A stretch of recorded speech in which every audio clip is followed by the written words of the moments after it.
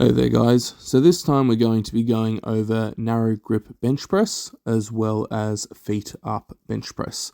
So with a narrow grip bench press, you want to bring your grip in.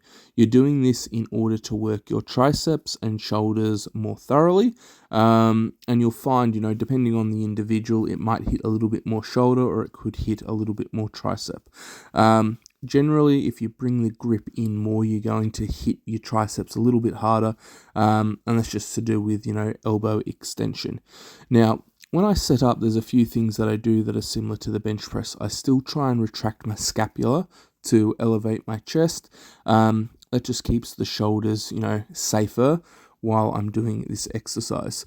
And as I'm bringing the bar down, I'm trying to tuck my elbows close to the side of my body. Another cue that people use is try and make your elbows scrape the lats on the way down. Now, you've got to remember, you're doing this exercise normally as an accessory movement. So you really want to focus on the quality of the exercise, as opposed to just the sheer weight that you're using. And when you look at my setup as well, have a look at my feet. They're flat on the ground.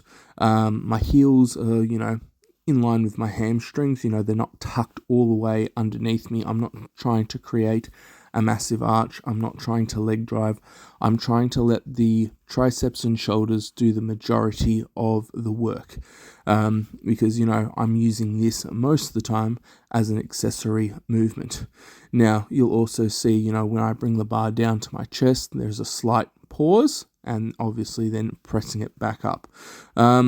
Sets and reps, normally 4 sets of 10 is a good go-to for this exercise, but everyone can be different.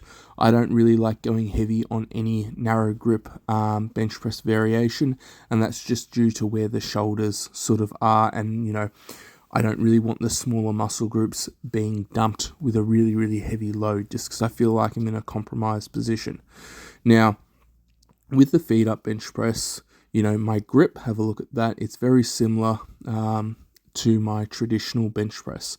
In terms of, my scapula, again, they've been retracted, trying to elevate that chest, trying to look after the shoulders. Now, with a feet up bench press, obviously, your feet are up, there is no leg drive. So this makes stabilizing the weight a lot more difficult.